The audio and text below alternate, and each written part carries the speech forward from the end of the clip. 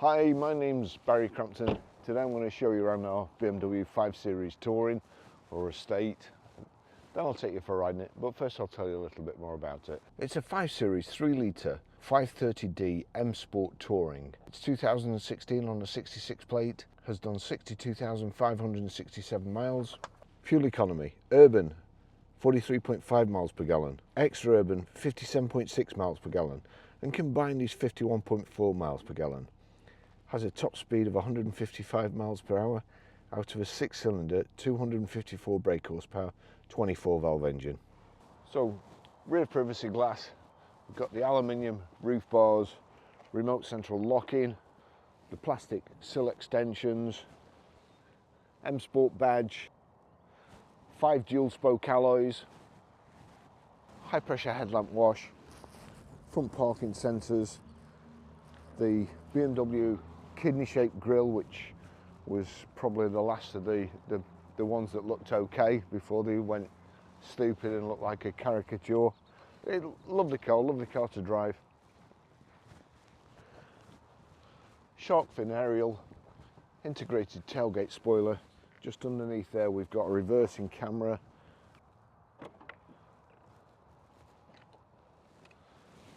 Load your shopping in, just flip the back window up. You've got the here, I'll just show you there. That goes up. The roller blind goes up automatically. Just chuck your stuff in there. Power open, power close tailgate. That's the blind, and as you can see it goes up automatically to let you get your stuff in, or you can just flip it all the way back and low access height for your dog to jump in. Reversing sensors, power close.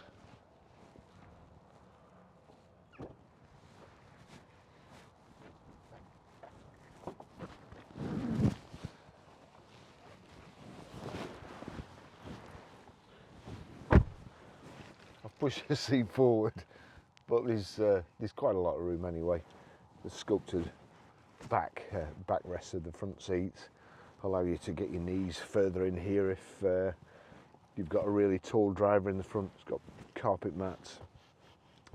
This lovely leather. We have rear centre armrest here. If you open there, 2 cup holders, and then a compartment for storing whatever you want to listen to rattling when you're driving. Not a particularly good idea there. Rear child seat Isofix anchor points. Nice car, plenty of headroom too. To be honest, nice and comfortable. Look, there's stuff here like there you can put kind of a parcel net, you know, tuck it in. As you'd expect from BMW, good design. Little coat hook there, and then you've got this kind of serrated pattern insets to the dash and all the doors, gear tunnel, just as you'd expect. Nice car. Let's go for a ride.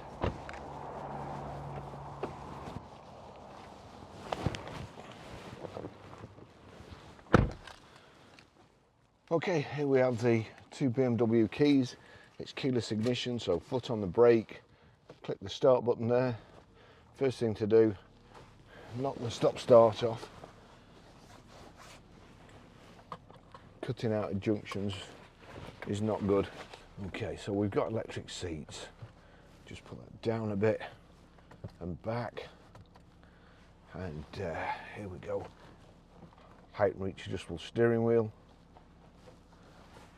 Into drive. And away we go. Gosh, that climate's turn right up. Get that cool. We've got heated seats just there.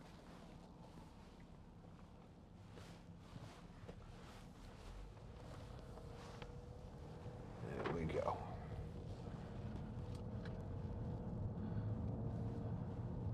It's a great size engine for the vehicle.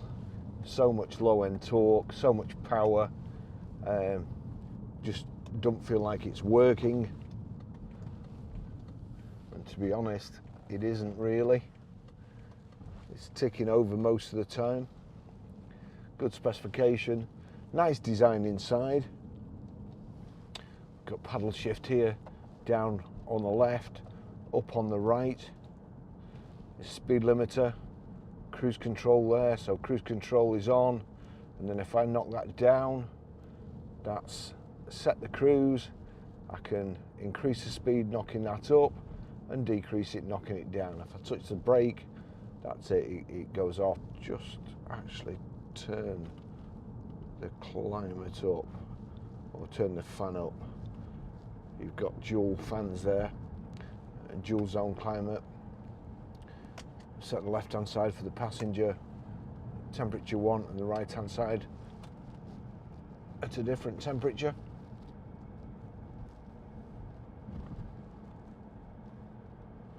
Very sporty feel to it. So electric door mirrors, just flip that over there.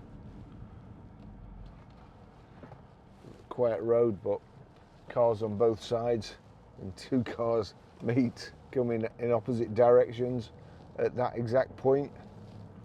Sod's law, I think. So there we go, just get the door handles in there, flip it across, and get these in. We can also use the gear selector as a manual. And knock that across there like so.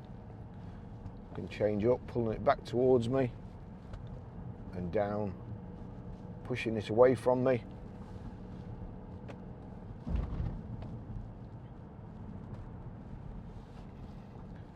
Also, if you knock it across into the manual position, you're in sport.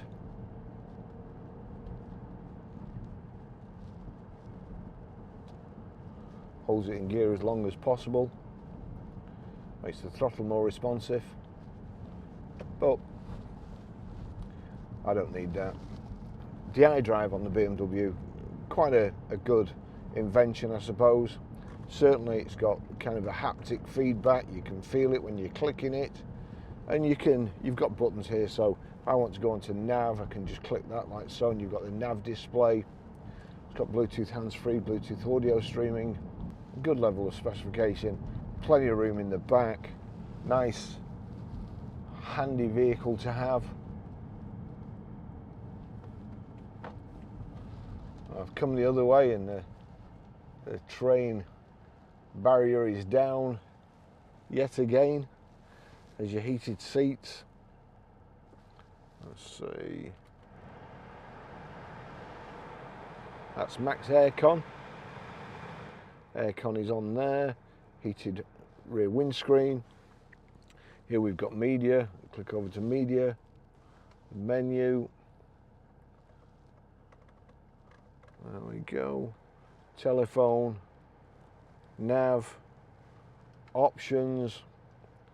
Switch off control display and so on. And change stuff around. Little ashtray there. And then we've got the centre armrest, and in there we've got USB and auxiliary in. Lock there for if you're having your car serviced. You've got auto hill hold there. So if I click that on, then I'm not going to roll back when I take my foot off the accelerator, and it's in neutral. So we're in drive, got hill hold on. As long as there's nothing coming. Here we go.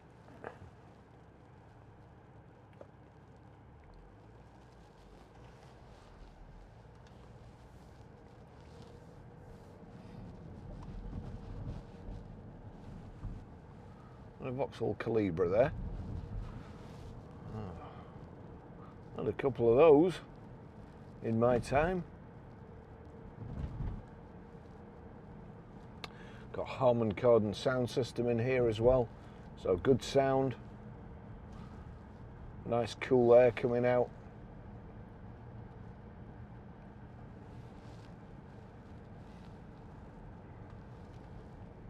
It's something you feel like you could really chuck into corners, to be honest, and just wind it round like.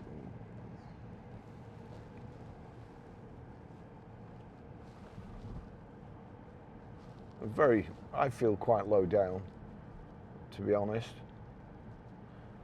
But it's a good looking car, really.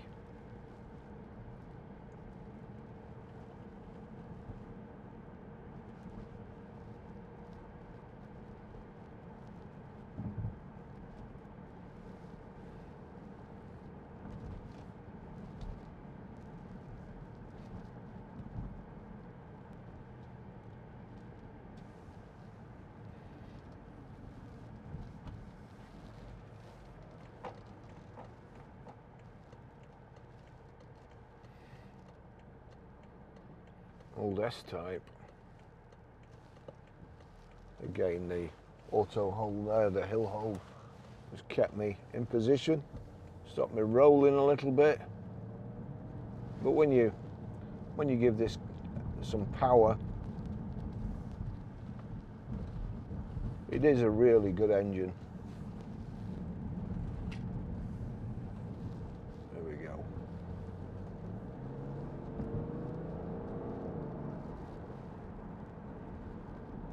Unfortunately, we're stuck behind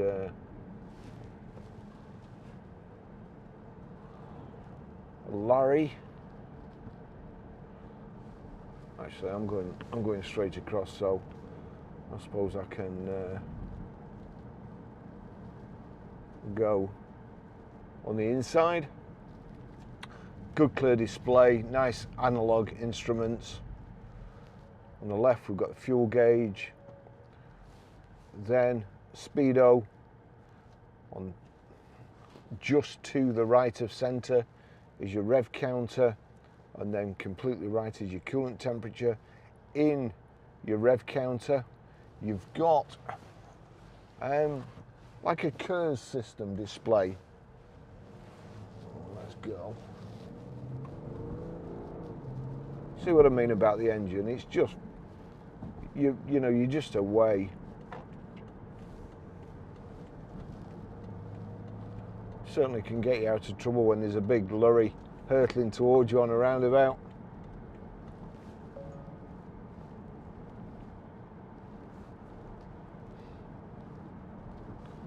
Nice steering wheel, nice thick steering wheel. A little M badge there. Let's go. You know, kicks off from 60 there like a scolded cat.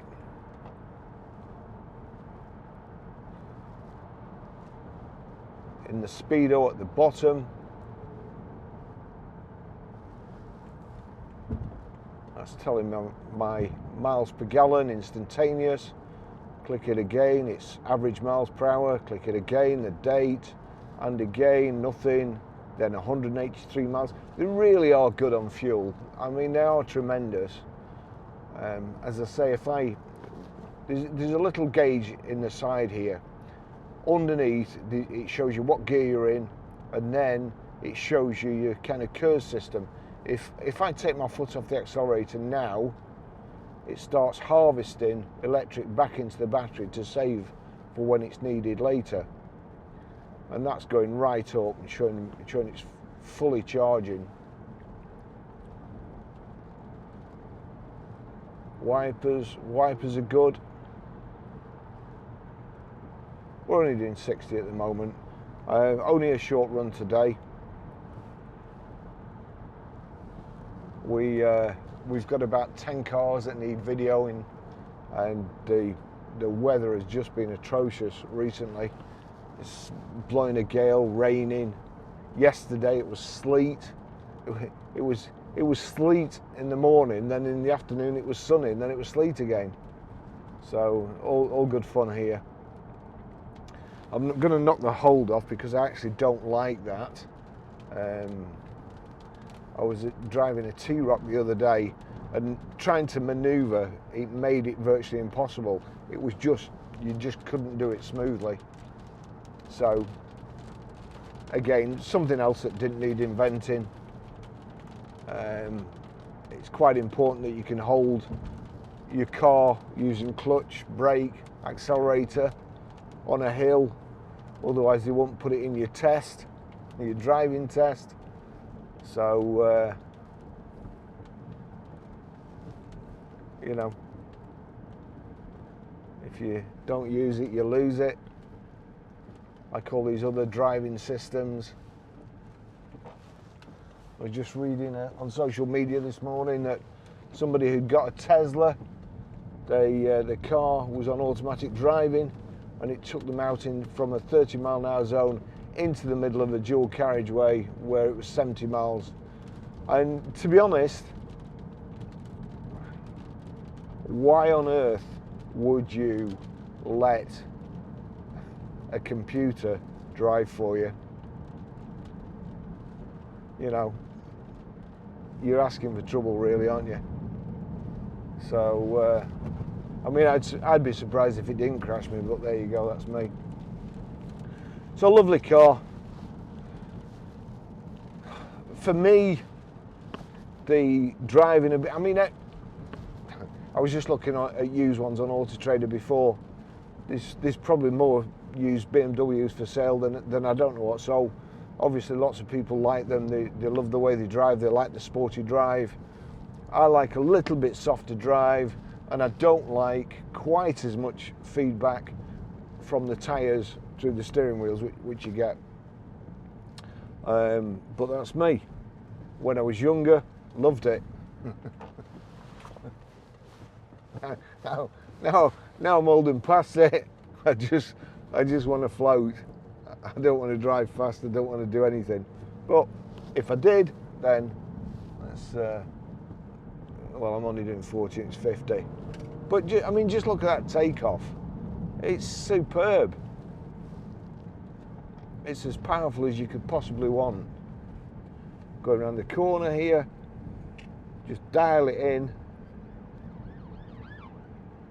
Never moves off track, don't understeer or oversteer, just goes round as you set it when you were entering the bend.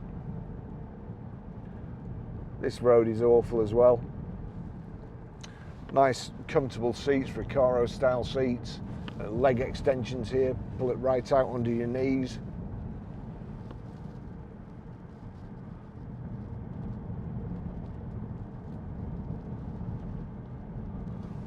This serrated pattern all the way across the dash, all the gear tunnel, and just here as well, I should have said. There we go. If I knock that down, that's into Eco Pro. That takes all the fun out of driving. I mean, if you're going to put it in Eco Pro, you may as well get an EV and just like hang up your driving gloves. But that's Eco Pro. Knock it forward. That's comfort. Then sport. You go into Sport Plus here, there you go, that dynamic traction control activated.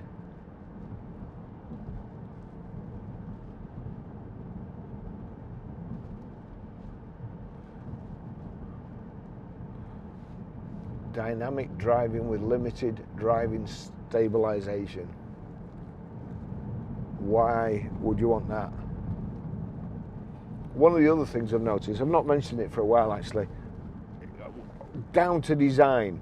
So design, there's the two cup holders. Just there is the switch to knock your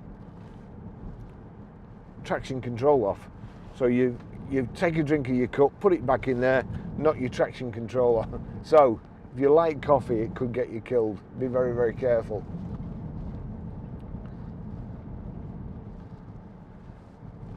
I always remember seeing a film a long time ago, and it was they were investigating a plane crash, and it turned out that the stewardess just brought the pilot some coffee.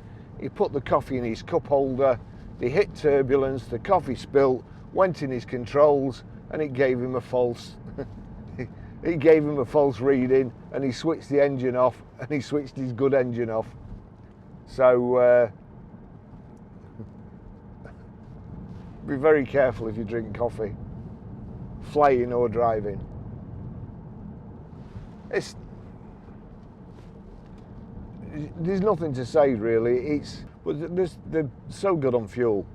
I've used one of these myself before. As I say, when I was younger, I used to love them, and the range you can get out of a tank full, especially if you drive not stupid. There's a sync button there as well, so although it's dual control, if you're a control freak, you click the sync button and then you can control the passenger side temperature and fan. Reasonably quiet. So what else? So you've got the little glass or the window glass in the back window that just flips up. If you just want to load, you can take the whole tailgate up. It's got power open, power close tailgate, reverse camera. Your lights are on the right here. Electric windows, electric door mirrors. A nice steering wheel, good design steering wheel. Voice activation there, telephone, volume control, these nice paddles, very ergonomically designed.